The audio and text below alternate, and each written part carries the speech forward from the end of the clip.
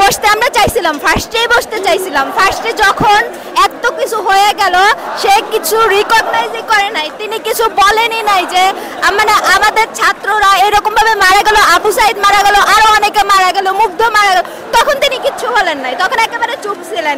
তারপরে হচ্ছে গিয়ে যখন দেখলেন যে আন্দোলন অনেক ব্যাপক রূপ নিচ্ছে, তখন হঠাৎ করে একটা কথা বললেন, একটা ভাষণ দিলেন, কিন্তু ভাষণে তিনি বললেন কি শুধু তার বাবার কথা, শুধু ঘুরে ফিরে তার বাবার পুরনো পেঁচাল। কেন পুরনো পেঁচাল কেন? আপনার চোখের সামনে মানুষ মারতেছে, সেটা কি দেখতেছেন না?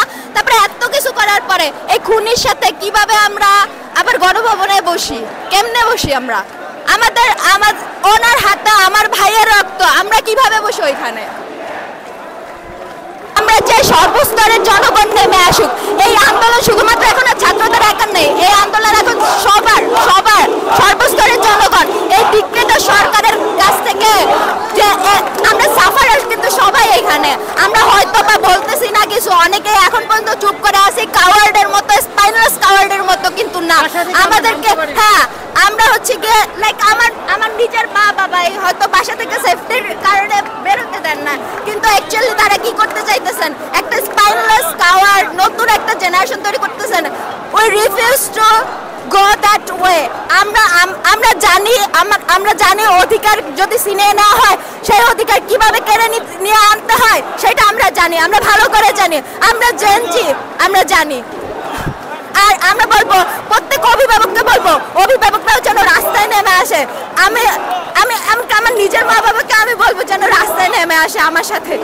আমি গতকালকে যখন আসছিলাম ফার্স্টে, যখন এতদিন পরে আমার নিজের ভার্সিটিতে যখন আমি পা দিয়েছিলাম গণতন্ত্র তোরণের সামনে, তখন শুধুমাত্র একটা কথাই মনে আসতেছিল যে how much I love my country, how much I love this university. তখন আমি সামনে দিয়ে দেখছিলাম যে কিছু কিছু মা বাবা তার সন্তানদের নিয়ে আসছে, তখন আমার নিজেরও অনেক লাইক মনে হইতেছিল একটা উইশ যে আমার মা বাবা যদি এরকমে আসতো তাহলে এই রেজিমকে সঙ্গে সঙ্গে নামানো যেত।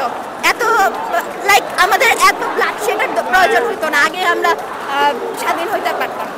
আবু সাইদকে যেরকম মারলো, এটা আপনি কিভাবে ডিনাই করবেন? এই জিনিসটা কিভাবে ডিনাই করবেন? সবাই জানে কিরকম পুলিশ করছে, অনেক হাজার ভিডিও আছে। তারপরেও যদি আপনি ব্লাইন্ড ফোল্ডেড হন তাহলে আমি কি বলবো?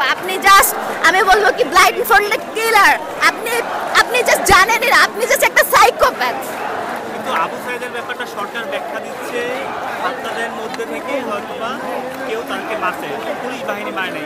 এইটা কিভাবে? আমরা দেখছি পুলিশ গুলি করতেছে, তারপর তিনি কিভাবে বলেন? একজন ছাত্র কিভাবে পুলিশের ড্রেস পরে তারপরে কিভাবে তারে মারবে? এটা কিভাবে পসিবল? ছাত্রছাত্রীদের মোবাইল ফোন চেক করা হচ্ছে, এটা তো সংবিধান, হ্যাঁ সংবিধান লঙ্ঘন।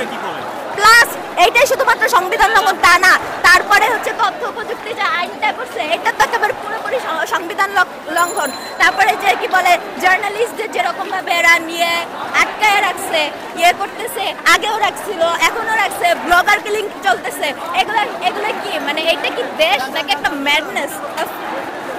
আমি বুঝতেছি না যে এখানে অ্যাকচুয়ালি এখনো সাধারণ মানুষ কেন চুপচাপ আছেন, এখনো অনেক মানুষ চুপচাপ আছেন কিসের জন্য? এত কিছুর পরেও যদি আপনাদের এই চুপচাপ থাকার কারণে এখন পর্যন্ত এরকম গতিতে বসে আছে, নাহলে অনেক আগে পজিশন অফ পাওয়ার দিয়ে অনেক আগে নামাইতে পারতাম। ছাত্রলীগের ছেলেরা ফেসবুকে পোস্ট দিয়ে 7 মিনিটে আমাদের রাজপথ ক্লিয়ার করবে, এমন কোনো ভাবে ছেলে আছে এই জনতার গায়ে হাত দিবে? ছাত্রলীগ কি? ছাত্রলীগ হচ্ছে একটা সন্ত্রাস, একটা দেশের সরকারের একটা অঙ্গ সংস্থা হিসেবে ছাত্রলীগ হিসেবে আছে। কিভাবে একটা দেশের মানুষকে দমায় রাখতে পারে? এটা শুধু আমাদের কোনো ছাত্রদের অধিকার না, আমাদের ছাত্রদের অধিকার শুধু না, এটা দেশের একটা ছোট থেকে বাচ্চা থেকে আজকে বৃদ্ধ মানুষ পর্যন্ত আজকে রাজপথে নামছে। কেন নামছে? প্রত্যেকটা সেক্টরে বৈষম্য। আজ কোটি টাকা আজকে বাইরের দেশে পাচার হয়ে যাচ্ছে, দেশের মানুষ ভাত খাইতে পারে না, বাইরের দেশে 10টা 20টা 15 টাকা করে বাড়ি কিনে। কিভাবে বাড়ি কিনে একটা দেশের সরকার? একটা দেশের সরকারের প্রতিষ্ঠানগুলো কিভাবে দেশের সরকারের টাকাগুলো আত্মসাৎ করে? আমরা কখনোই ছাত্র রাজনীতি সমর্থন করতাম না, এখনো করি না। আমরা জানি ঢাবিতে কি হইতেছে, প্রত্যেকটা ছাত্রলীগ কি করছে, কিভাবে গেস্ট রুম করে আমরা জানি, প্রত্যেকটা কাহিনী আমরা জানি। আমাদের ভাইরা কিভাবে সাপোর্ট করছে, আমাদের বোনরা কিভাবে এখন পর্যন্ত সাপোর্ট করতেছে আমরা জানি। সো ছাত্র রাজনীতি, আমি চাই ছাত্র রাজনীতি যেন নিষিদ্ধ হোক, শুধুমাত্র বিএসএল না, পুরোপুরি শুধুমাত্র স্টুডেন্ট লীগটা না, সবাই মানে যত প্রকারের ছাত্র রাজনীতি আছে সব স্টুডেন্ট পলিটিক্স যেন নিষিদ্ধ দেশকে হয়। ভালোবাসতে হলে ছাত্রলীগ করতে হবে এমন না। আমরা রাজপথে নামতে পারি আমাদের নেতা ছাড়া, নিজেদের অধিকার আদায়ের জন্য আমরা নামতে পারি। আমাদের কোনো ডিরেকশন লাগবে না, আমাদের কোনো লিডার লাগবে না ছাত্রলীগের নেতাদের মতো যে 4 নেতা আমাদের ডিরেকশন দিবে আমরা নামবো, আমাদের লাগবে না। আমরা নিজেদের অধিকার আমরা নিজেরা আদায় করে নিতে পারি। আমাদের কেন ছাত্রলীগ হবে দেশের মধ্যে গণরুম সৃষ্টি করবে, গ্যাস রুম সৃষ্টি করবে, দিনের পর দিন অত্যাচার করবে? এইভাবে কেন কেন কতদিন আর এইভাবে করবে? আমরা তো নিজে চান্স পাই, আমরা প্রত্যেকটা পাবলিক বিশ্ববিদ্যালয়ে চান্স পাই, আমরা কেন মানুষের গোলাম হয়ে থাকবো? এটা জাস্ট একটা শিক্ষার মানে একাডেমিক সেক্টরের কথা বলছি, এরকম হাজার সেক্টর আছে আমাদের নিপীড়ন করে রাখতেছে, আমরা কেন ওইভাবে যাবো?